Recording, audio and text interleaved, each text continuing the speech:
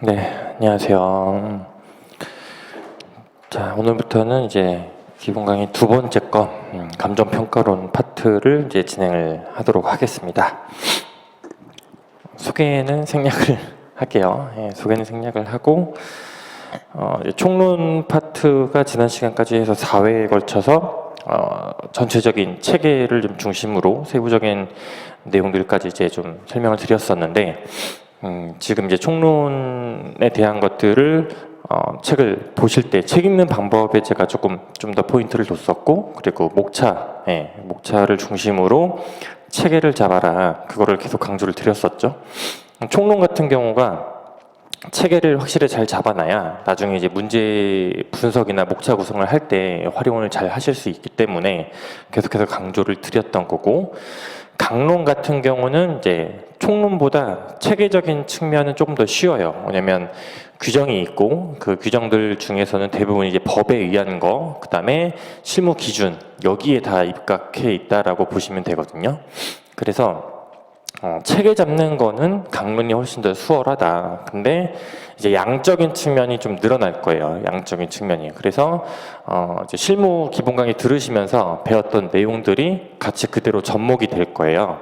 그래서 실무에서 산식으로 배우시는 내용들을 기준으로 하되, 그게 이제 이론에서 말로 풀어져 있을 때 어떤 식으로 이제 설명을 해야 되는지, 그래서 나중에 답안 작성을 하시다 보면 강론 부분은 줄여 쓰는 게 힘들어요. 줄여 쓰는 게. 그래서 강론에 대한 부분은 이제 실무와 같이 연결을 해서 같이 공부하신다고 생각을 하시면 될 것 같아요.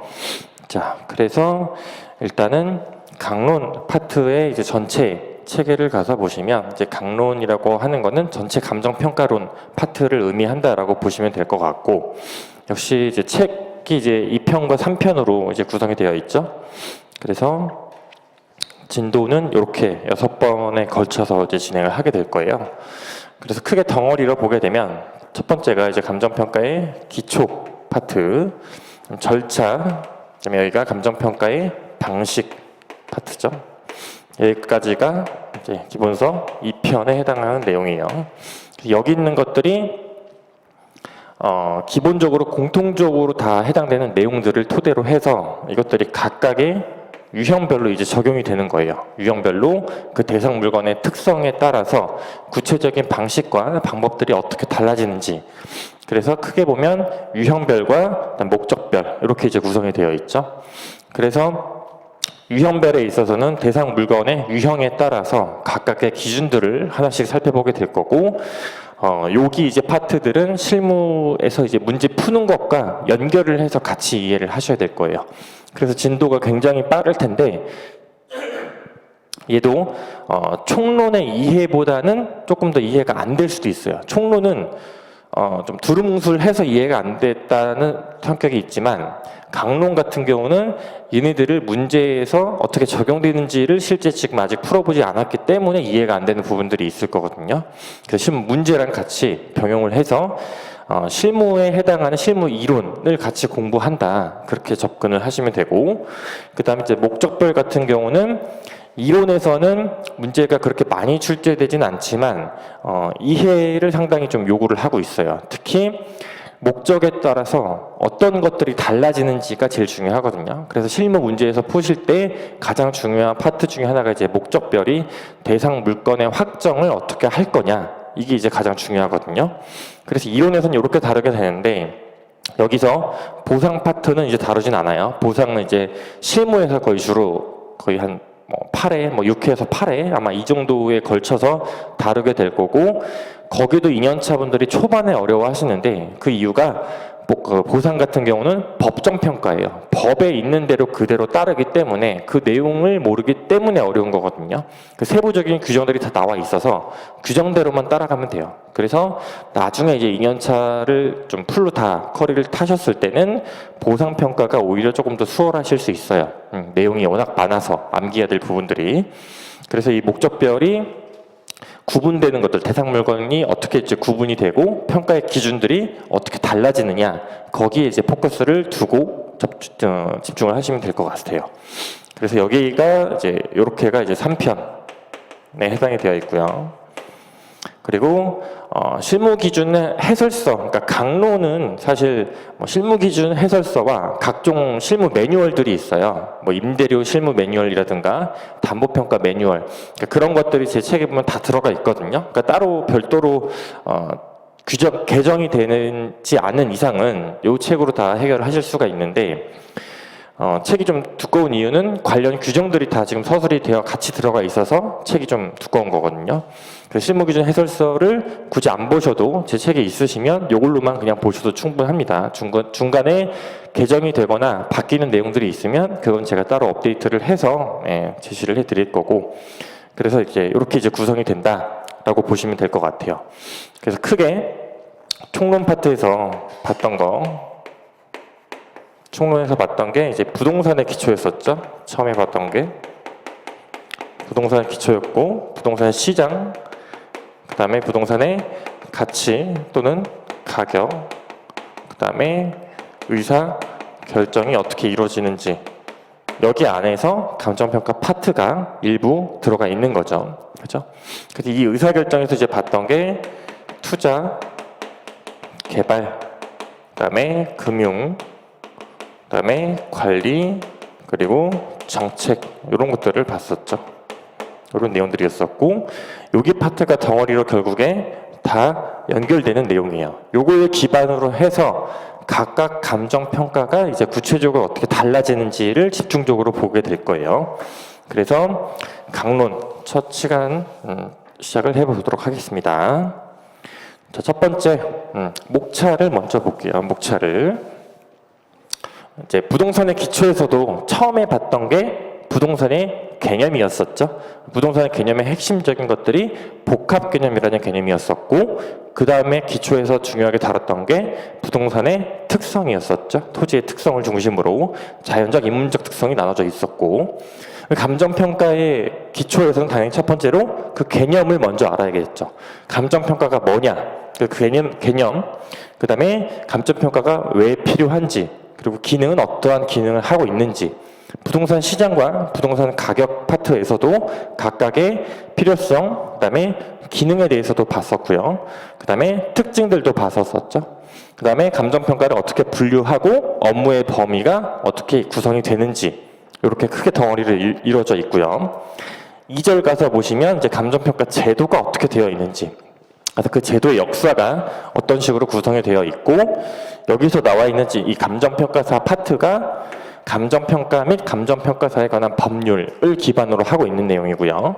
부동산 가격 공시 제도가 주로 부동산 가격 공시에 관한 법률을 기반으로 하고 있어요. 여기 파트들은 그래서 거의 법규에서 다 배우게 되실 거예요. 법규에서. 그래서 이론에서는 특별히 설명할 게 없고, 법적으로는 문제가 되고 있는 것들이 뭐가 있는지, 그런 것들이 여기는 이제 법규에서 주로 다루게 될 거다. 중간중간에 간혹 이론에서 이제 활용되는 문제들이 있는데, 그런 것들만 나중에 따로 모아서 보시면 되고요. 그 다음에 윤리가 있죠. 윤리. 3절이 윤리인데, 윤리가 굉장히 중요해요. 저희 시험에서도 기출이 다수 됐었고, 그 다음에 여러분들이 이제 합격을 하시면 처음에 이제 수습을 받기 전에 연수를 받게 되는데, 그 교육 연수에서도 과목을 이제 3가지로 해서 시험을 보게 되거든요. 연수 과정을 듣고 난 뒤에 실무 100점, 이론 100점, 윤리 100점, 이렇게 3개를 시험을 보게 되어 있어요. 그래서 그 시험을 통과해야 제 시험도 한번 물론 가능하지만 그것까지 통과해야 연수를 이제 이수를 하게 되는 거고, 나중에 수습을 하시면서 추후에 감정평가사로 등록을 할 수 있게 된다. 윤리가 굉장히 중요하죠.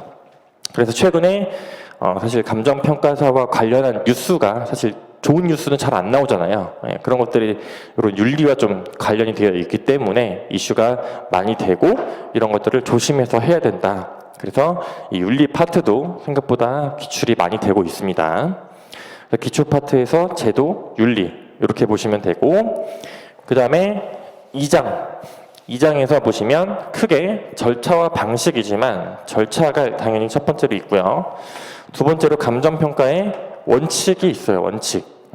모든 기준에 동시에 적용되는 원칙이 있다면 예외가 있겠죠. 그죠? 그래서 원칙을 대부분 다 따라야 돼요. 따라야 되는데, 예외적인 경우에는 어떠한 요건에 따라서 예외로 적용이 될 수 있는지 그게 중요하겠죠. 그래서 실무 문제에서는 예외에 해당하는 것들이 실무 문제로 많이 나와요. 근데 공부를 하시다 보면 그 예외에 있는 것만 공부를 하시기 때문에 원칙을 주로 간과를 하게 되거든요. 그 원칙은 이론에서 대부분 많이 다루게 될 거예요. 특히나 현업에 가시면 예외적으로 하는 경우는 사실 정말 극히 드물어요. 극히. 예.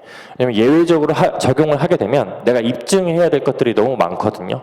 예. 그래서 공격을 받을 수 있기 때문에 그런 것들은 잘 이루어지지 않는다. 그 다음에 감정평가의 이제 방식 파트는 크게 두 가지. 첫 번째가 3방식이 가장 기본적인 형태예요. 이 3방식이라고 하는 거는 이 세 가지 방식을 얘기를 하고요. 그 다음에 이 기타 방식. 그래서 이 3방식이라고 하는 거를 전통적인 방식이라고 하기도 하고 얘를 새로운 방식이라고 얘기를 하기도 해요. 네. 그래서 이 기타 방식에서는 최근에 이제 경향에 따라서 기존에 가지고 있던 3방식의 한계들을 극복하기 위한 수단으로서 활용이 된다. 그래서 큰 덩어리가 지금 절차, 원칙, 방식 이렇게 구성이 되어 있다.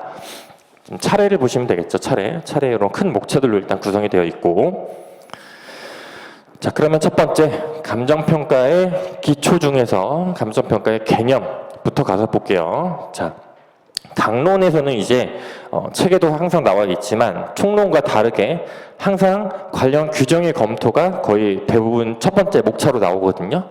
그러면 여러분들은 기억을 하실 때 지금 까먹으셔도 상관없지만 이 조문을 기억을 하셔야 돼요. 조문, 각각의 조문들을 답안지에 현출을 하실 줄 아셔야 되거든요.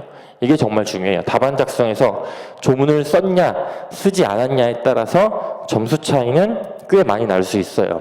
그래서 첫 번째 감정평가의 개념이라고 해서 의의가 있고, 보통 일반적으로 총론에서는 다 의의로 서술이 되어 있었죠. 법의 규정이 있는 의의를 통상적으로는 정의라고 표현을 해요. 그래서 감칙 제2조와 관련한 정의는 조사 하나까지 틀리면 안 돼요. 정확하게 쓰셔야 돼요. 정확하게. 예, 이걸 제대로 정확하게 쓰지 못하는 답안이 엄청나게 많아요. 그래서 채점하시는 위원에 따라서 이것들을 좀 깐깐하게 보시는 분들은 정의가 틀리면 그 밑에 답을 읽지 않겠다라고 하시는 분들도 계세요. 예, 기본적인 게 안 돼 있는데 그 내용을 읽어서 뭐하냐. 그렇기 때문에 최소한 이 감칙 제2조에 나오는 정의는 정확하게 알고 계셔야 됩니다. 자, 그리고 여기는 지금 제가 이거 오탄데 여기 아니고 감정평가 자체에 대한 의의는 감칙이 아니라 감정평가법이에요. 감정평가법. 제가 잘못 들어가 있어요. 자, 감정평가법이라고 하는 약어는 뭐냐면 감정평가 및 감정평가사에 관한 법률을 약어로 감정평가법 또는 감정평가사법이라고 이제 얘기를 해요. 그래서 관련 규정에서 이제 저희가 배우는 감정평가에 대한 의의가 나와 있잖아요. 예. 여기에 사실 모든 것들이 다 들어가 있는 거예요. 잘 보시면 자, 토지 등이라고 되어 있죠. 토지 등이에요. 특히 조문에 등이라고 되어 있는 게 있고 없고에 따라서 달라요. 완전히. 등이 있으면 그러면은 이 등에 토지가 아닌 다른 것들도 다 포함이 돼요. 등이 없으면 토지만 포함이 되는 거예요. 예. 그래서 이 등에 결국에 요거의 제목은 감정평가의 대상이 되는 거예요. 감정평가로 할 수 있는, 평가로 할 수 있는 대상이 어떠한 것들이 있느냐. 예. 이게 첫 번째고요. 그 다음에 경제적 가치를 판정을 하는 거죠. 이 경제적 가치를 지닌 것들이 토지 등에는 당연히 부동산이 포함이 되어 있고요. 그래서 그 경제적 가치라고 하는 의미는 앞에서 총론 시간에 모두 배웠던 부동산 가치와 관련한 내용들이 여기 다 들어가는 거예요. 시장이 어떻게 되고 그래서 가치와 가격이 어떻게 형성이 되고 발생하는지에 관한 모든 내용이 여기 다 들어가는 거예요. 그리고 이제 판정을 하는 거죠. 판정을 한다라는 거는 판단을 한다라는 의미와 유사하게 생각을 하시면 돼요.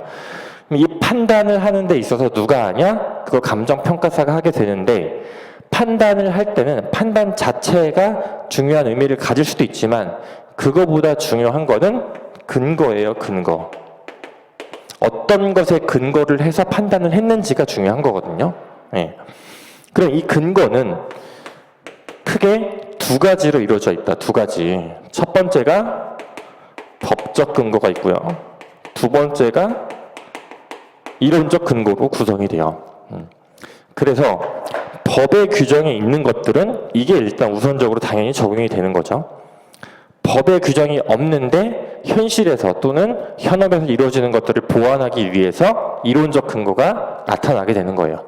총론의 모든 내용은 다 이론적 근거예요. 왜? 법의 규정이 없으니까. 그죠? 근데 강론의 대부분의 내용은 다 법적 근거예요.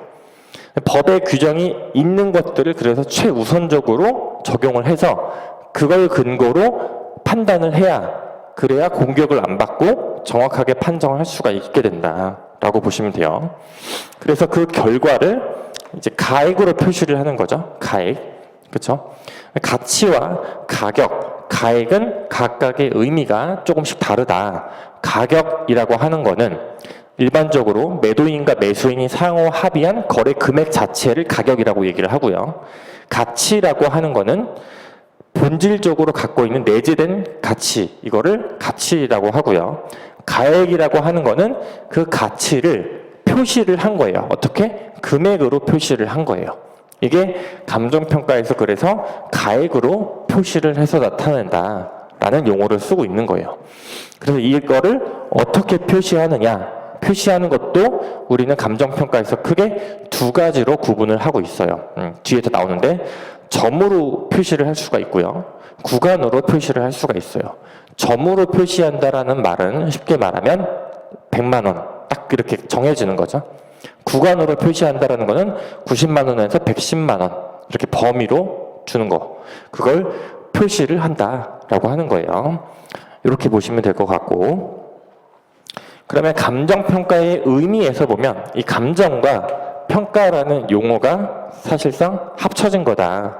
감정이라고 하는 거는 우리가 사실이 맞냐 틀리냐 그거를 판정하는 과정이다.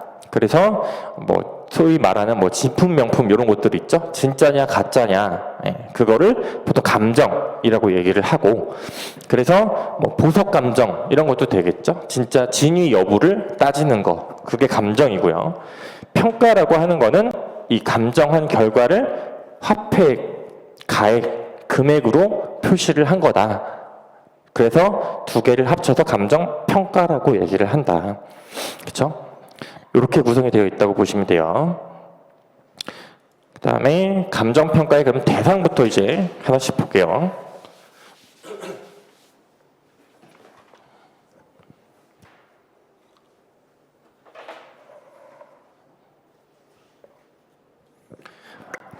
감정평가에 의해서 토지 등이라고 했었잖아요. 토지 등이 감정평가의 대상이다. 그렇죠? 그래서 감정평가법 제2조 1호에 나와 있고 시행령 제2조에 구체적으로 그 내용들이 또 나와 있어요. 그 다음에 그 하위 감칙이라고 나와 있죠. 감칙이라고 하는 거는 감정평가에 관한 규칙을 약어로 감칙이라고 표현을 해요. 그래서 법규에서 배우겠지만 법이 있고 시행령이 있고 시행규칙이 있죠. 이게 법의 이제 가장 큰 상위 개념이 법이고요. 그 아래 하위 대통령령으로 정하는 게 시행령이고요. 그 위에 그 밑에 시행규칙은 저희 같은 경우는 이제 국토교통부령, 이렇게 해서 감칙은 이 시행규칙에 해당이 되는 내용이에요. 그래서 감칙 제14조부터 제26조까지 규정이 되어 있어요. 그래서 여러분들이 공부를 하실 때는 조문을 지금은 감칙을 기준으로 특히 많이 보셔야 돼요. 이론에서 가장 많이 쓰이는 조문이니까. 그래서 14조의 토지부터 26조의 그 밖의 대상 물건까지 이렇게 규정이 되어 있다.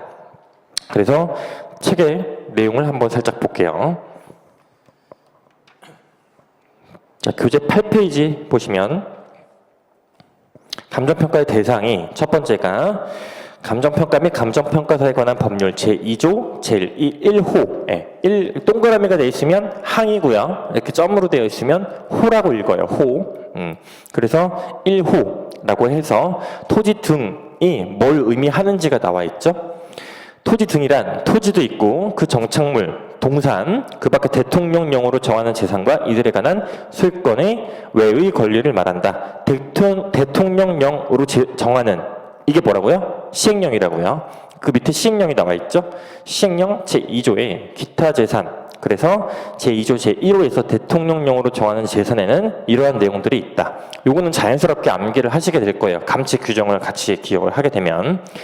그래서 구체적인 감정평가의 대상은 토지뿐만이 아니라 토지, 건물, 그 외에 다른 물건, 다양한 물건들을 실제로 저희가 감정평가를 하게 된다라는 얘기고, 세 번째 보시면 감정평가 대상의 확대가 있죠.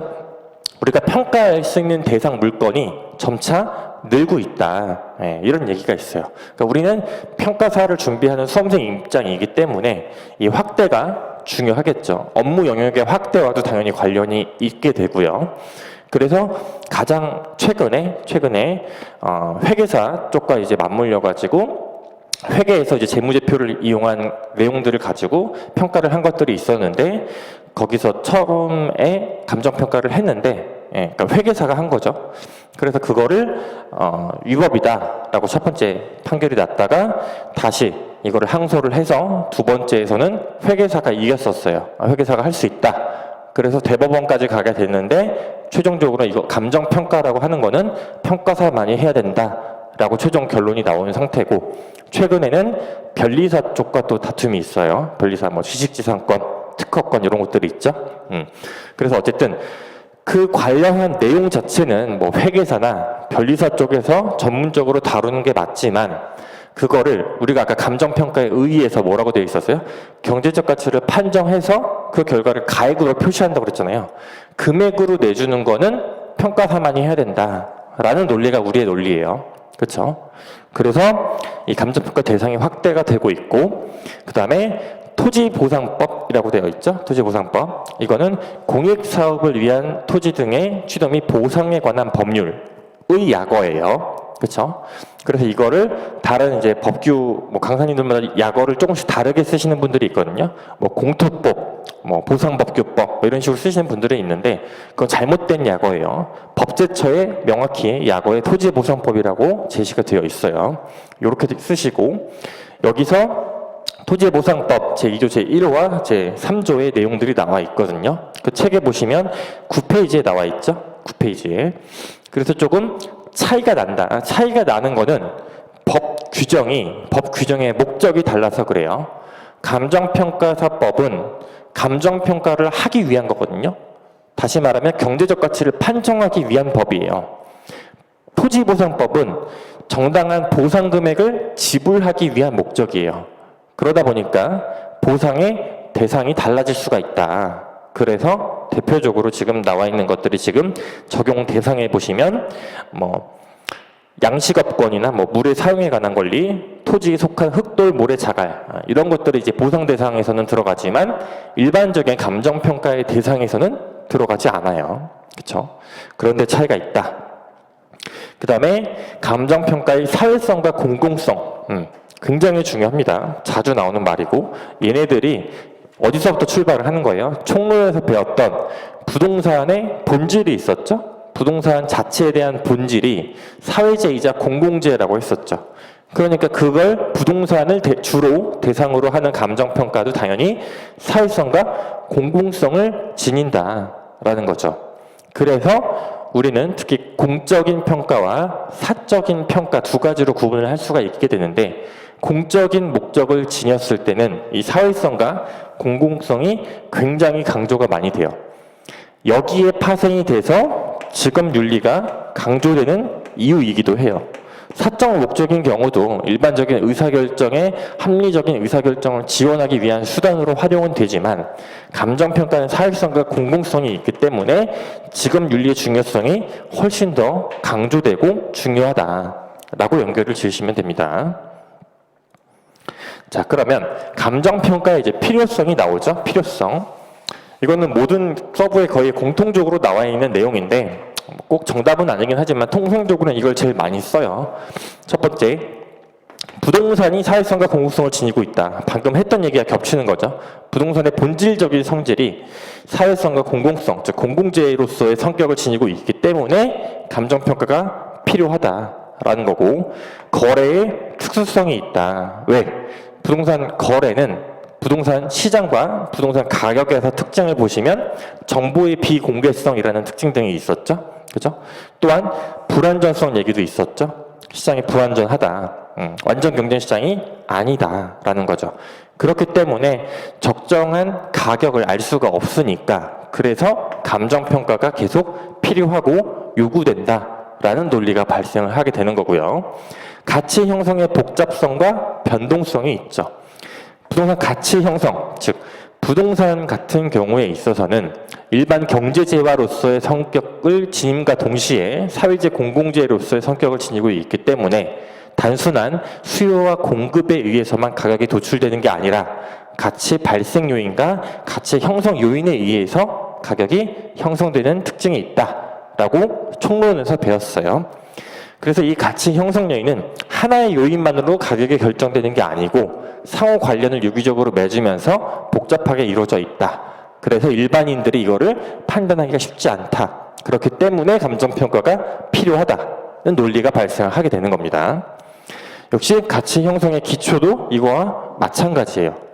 근데 그 내용을 보시면 조금씩 차이를 두고 있는데 이 내용 자체는 한번 읽어보시면 될 것 같아요. 가치 형성의 기초 자체도 결국에 부동산 시장의 불안전성에서 기반을 한 겁니다. 자, 그러면 감정평가의 기능이 뭐가 있느냐. 자, 기능이라는 말은 유사한 말로 목적이 될 수도 있고요. 또는 역할이 될 수도 있어요. 이런 거를 기억을 하셔야 돼요. 문제에서 물어보는 뉘앙스가 비슷하게 연결이 되기 때문에. 그죠? 자, 그러면 감정평가의 기능에서 아까 첫 번째 감정평가의 목적과 관련해서 크게 두 가지로 구분한다고 했었죠? 사적 목적과 공적 목적이라고 했었죠? 기능도 그래서 사적 기능과 공적 기능이 있는 거예요. 공적 기능을 정책적 기능이라고 표현을 하는 거고 사적 기능을 경제적 기능이라고 표현을 하죠. 다 부동산의 본질이 두 가지라는 측면에서 출발을 하는 거죠. 그죠?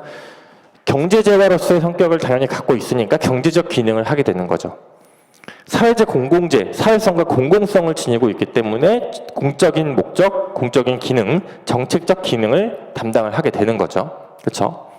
그래서 정책적 기능의 의미는 결국에 정책의 효율성을 잘 달성을 하기 위해서다.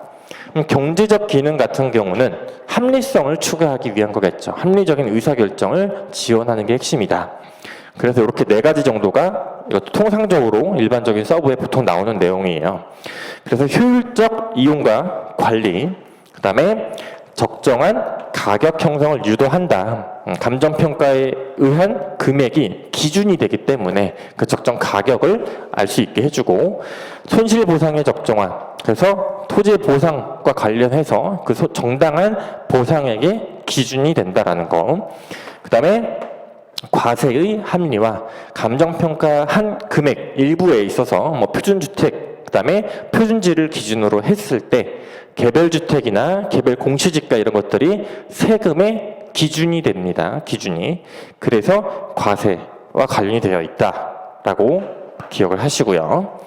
그러면 경제적 기능은 다시 네 가지가 있죠. 역시 경제적 유통질서 확립을 하기 위한 건데 자원을 효율적으로 배분하기 위한 거다라는 거죠. 그 다음에 거래 질서를 확립하고 유지하기 위해서 이루어진다라는 거. 왜냐하면 적정한 가격 형성을 도모하면서 매도인과 매수인 간에 상호 합의했을 때 기준이 될 수 있는 가격들을 제시를 할 수가 있기 때문에 발생을 하는 거고요. 역시 의사결정의 기준을 제시한다. 이게 제일 중요하고, 그 다음 중요한 게 이거예요. 이해관계인 간의 이해를 조정한다. 중재하는 역할을 한다라는 거죠. 제3자의 입장에서. 그죠? 이게 가장 기본적인 틀이라고 보시면 돼요. 요 틀을 기준으로 해서 총론과 이제 보통 얘네들이 엮여서 나오거든요. 그러면 요 네 가지를 기반으로 해서 이거를 조금 자유롭게 변동을 하실 수 있어야 돼요.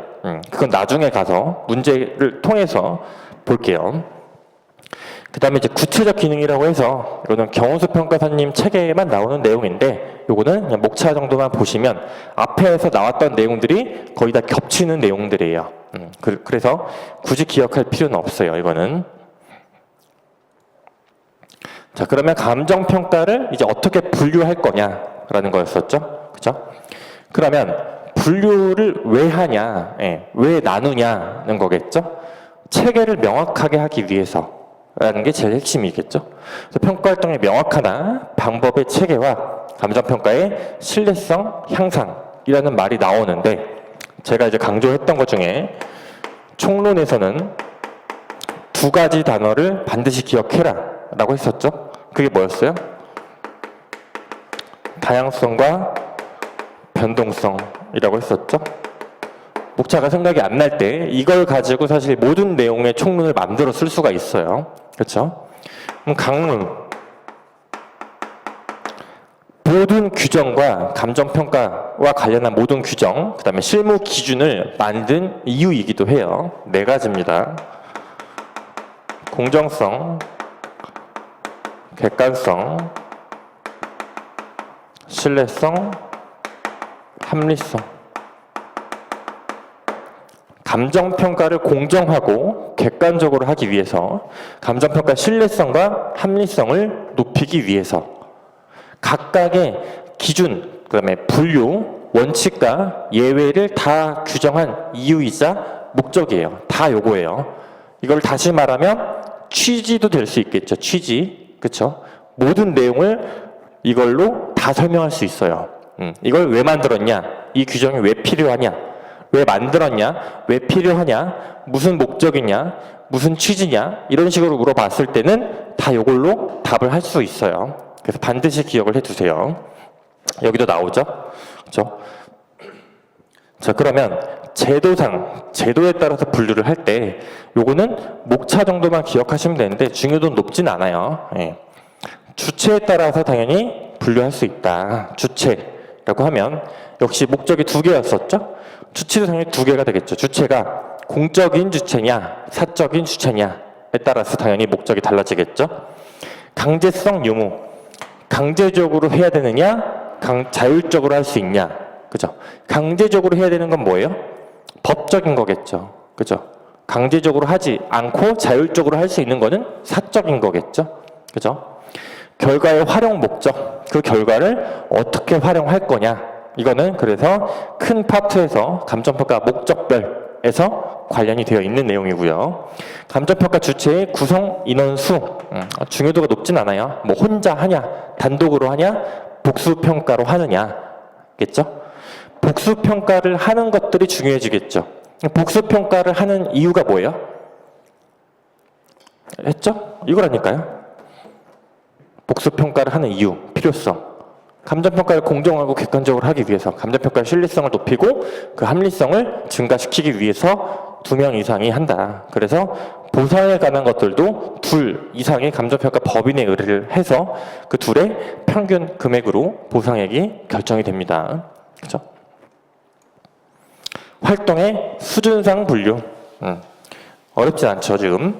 수준 같은 경우는 더 쉬워요. 1수준, 일반인, 2수준, 중개사 생각하시면 되고 3수준이 평가사 이렇게 생각하면 되겠죠. 그렇죠? 그 다음에 업무 기술상 분류가 있어요. 업무 기술, 즉 주체의 복수 여부에 따른 거, 그렇죠? 단수냐 복수냐. 그러니까 기술 이 분류 기준에 따라서 내용들이 들어갈 수도 있고 안 들어갈 수도 있는 거예요. 핵심은 이 분류 기준이 중요한 거라고요. 분류 기준. 무슨 말이냐? 자.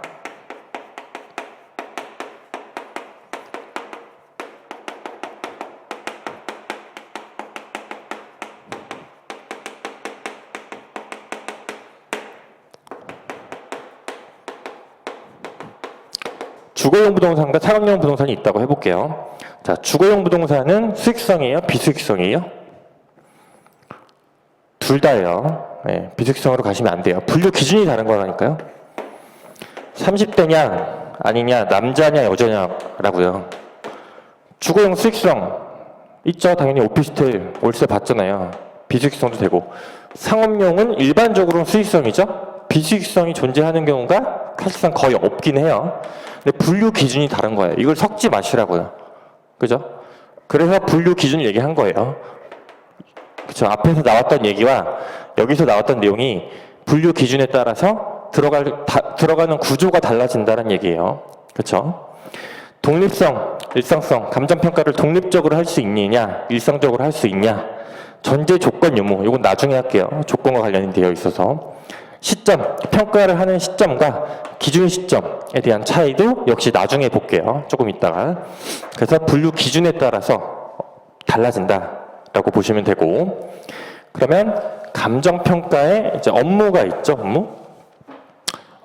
업무는 크게 나누면 가치를 평가하는 업무와 그거를 가치 추계 업무라고 하고요. 크게 나누면 두 번째가 비가치 추계 업무가 있다. 크게 나누면 우리가 주로 하는 게 가치 평가 업무예요. 주로 하는 게 가치 평가 업무라고 하는 거는 소위 말해서 얘가 얼마인지를 알려주는 업무가 가치 추계 업무의 대부분이고요. 비가치 추계라고 하는 거의 대표적인 예가 컨설팅, 상담, 자문 이런 것들이에요. 그렇죠? 그래서 크게 두 가지로 구분이 되고 업무의 개념을 보시면 의의와 분류가 나와 있고 업무의 이제 특수성, 그다음에 오류의 유형들이 나와 있어요. 요거는 이제 이번에 스터디 수련에서 내는 건데 업무 자체의 특수성 중에서 가장 중요한 거 당연히 공공성과 공정성이 있겠죠. 객관적이겠죠. 전문성이겠죠.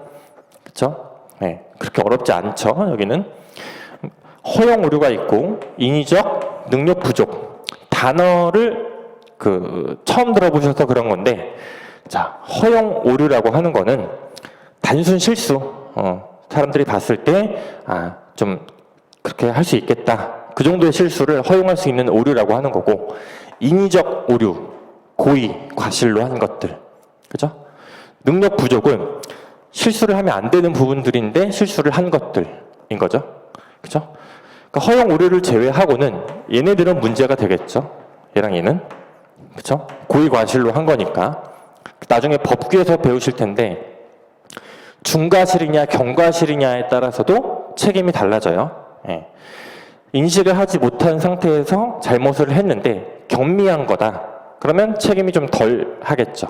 근데 중과실이에요. 그러면 책임이 당연히 세지겠죠. 그렇죠? 그런 문제에 따라 달라지는 거죠. 그거에 따라서 징계와도 당연히 관련이 되어 있어요. 이렇게 보시면 되고 그 다음에 이제 컨설팅 업무가 있죠. 예.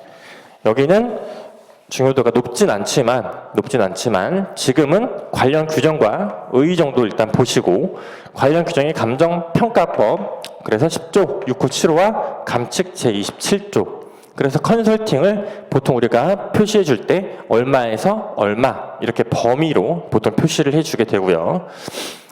즉 수수료를 받고 용역을 제공하는 거다. 예, 그래서 용역 제공하는 거고 감정평가와 컨설팅의 가장 큰 차이는 이런 것들은 이제 나중에 문제로 푸실 때 목차에서 이제 활용을 하는 거거든요. 차이점을 물었을 때 개념, 기능, 분석 범위, 성격, 분석 기법 이런 것들 그렇죠?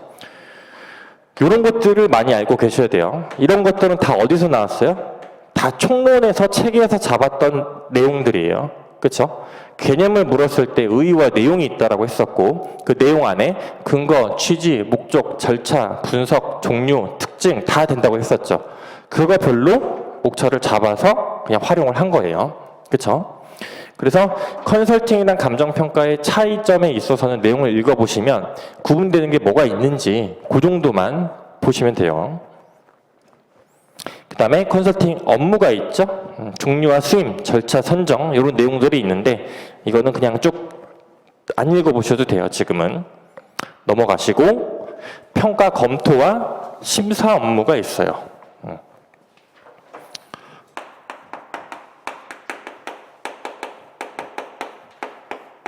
자, 어떤 대상 물건에 대해서 감정평가사가 감정평가를 했어요. 그렇죠? 그 사람도 실수를 아까 할 수 있다고 했었잖아요. 그 실수를 방지하기 위해서 활용하는 게 평가 검토와 심사 업무예요.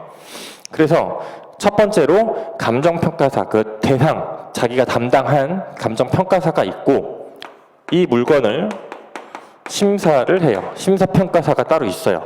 그래서 그게 적정한지, 틀린 게 있는지 없는지 이런 것들을 봐주는 거죠. 그렇죠?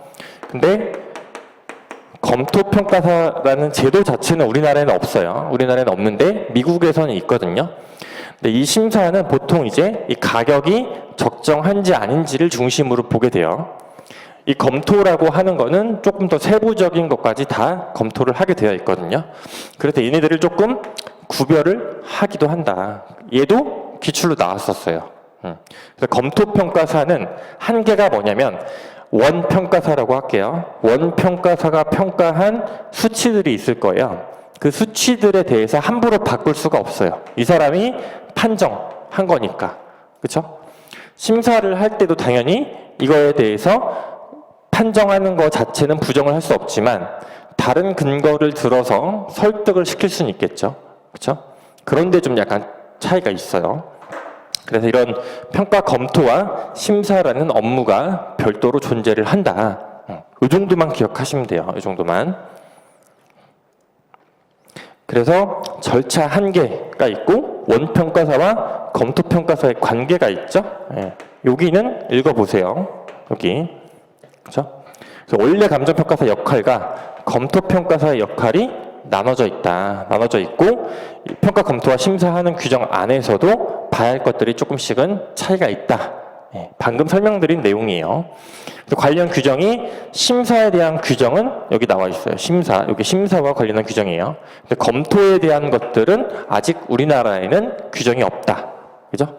그래서 기출문제에서 이 심사와 관련한 얘기가 적정성 심사와 관련한 얘기가 법규에서도 기출이 됐고 이론에서도 기출이 됐었어요. 그죠? 자, 그 다음에 감정평가 제도의 역사. 네. 첫 번째 이제 우리나라가 있고 미국, 영국은 안 봐도 되고 일본, 요게 이제 보통 나눠지거든요. 왜냐면 미국 기준과 일본 기준, 요게 좀 많이 활용이 돼요. 근데 여기 안에 내용까지는 안 보셔도 돼요. 무슨 말이냐면 과거에는 일본 기준에 좀 더 입각해서 출제가 많이 됐었어요. 최근에는 미국 기준이 조금 더 출제가 많이 되고 있어요. 그냥 지금 최근에는 일본으로 이제 유학을 가는 사람들보다 미국으로 유학을 가는 사람들이 좀 더 증가를 하고 있기 때문에 그래서 미국 관련한 기준에서 나오는 평가사 분들이 대표적으로 이제 경운숙 평가사님, 안정근 평가사님 이런 분들이 대표적인 예시거든요. 그래서 최근의 경향은 여기에 조금 더 가깝다. 그렇게 출제가 되고 있다. 그 다음에 일본 관련해서는 이제 방경식 교수님, 장희순 교수님 이런 분들이 부동산 학계론 이런 책들을 과거에 많이 썼었거든요. 네. 그래서 우리나라 평가 제도가 예전에 토지와 관련한 평가 제도가 있었었고 이 감정 평가 두 개가 지금 합친 제도거든요. 그래서 과거에 이러한 역사들이 있었다 정도만 보시면 돼요. 근데 간혹 나중에 한 3기 정도 가서는 이 제도가 어떻게 바뀌었는지 변천 과정 정도는 나중에 보셔야 돼요. 나중에 걔도 출제가 됐었어요. 그 다음에 감정평가사, 여기는 다 조문이에요. 조문 다 실어 놓은 거예요. 크게 보면 업무와 자격, 그 다음에 등록, 권리와 의무, 법을 보실 때도 그 조문 하나하나의 세부적인 거를 볼 게 아니라 큰 덩어리 목차를 먼저 보라고 말씀드렸었죠. 큰 책에. 이 세 개의 체계를 해서 이 하위 목차들이 다 법 조문으로 지금 나와 있는 거거든요. 그래서 이 세 가지의 주된 거를 기준으로 해서 법의 규정이 나와 있는 거고, 그 다음에 부동산 가격 공시 제도. 그래서 처음에 이제 발전 영역과 취지가 있고, 집가, 토지의 가격, 토지부터 시작을 한 거죠. 토지를 시작을 한 뒤에 주택 얘기가 나온 거고요. 최근에 비주거용 부동산, 주거용이 아닌 것들, 상업용은 비주거용이 맞지만 비주거용은 상업용만 해당하는 게 아니죠. 요거 구별하셔야 돼요. 그쵸? 비주거용의 하위 항목이 상업용, 그 다음에 또 뭐가 있어요? 업무용, 공업용, 이런 것들이 다 비주거용인 거죠. 그쵸? 그 다음에 표준지의 선정 및 관리 지침, 표준주택의 선정 및 관리 지침, 표준지의 조사평가 기준, 공동주택의 조사 산정 기준, 요것들의 세부적인 내용까지는 아니어도 법 조문이 나중에 법전을 보실 때 요 내용들이 다 들어가 있을 거예요. 조문을 제가 다 실어놨는데 여기서 생각보다 이론에서 나오는 부분들이 꽤 있어요. 그래서 그냥 일단 지금은 이런 정도가 있다 정도만 보시고 나중에 그때그때 제가 법전을 활용할 때 어떻게 하라고 했었죠? 나올 때마다 찾아서 법전을 읽어라 라고 했었죠. 그거 안 하시고 계시는 분들 있을 거예요. 하셔야 돼요, 그거. 예, 안 그러면 나중에 감당 못 해요, 진짜. 그래서 실무든 이론이든 법규든 해당 진도를 나갔으면 거기 나왔던 법 조문이 있잖아요. 그거를 반드시 법전에서 읽으셔야 돼요. 오늘도 이미 지금 앞에서 지금 제가 수업한 내용 중에 조문만 지금 한 6, 7개는 벌써 했어요. 그쵸? 읽으셔야 돼요. 읽고 그 조문 제목은 기억을 하시라고요. 그쵸? 자, 그 다음에 이제 전문직의 윤리예요, 윤리. 윤리는 잠깐만 쉬었다가 할게요, 요거는. 네.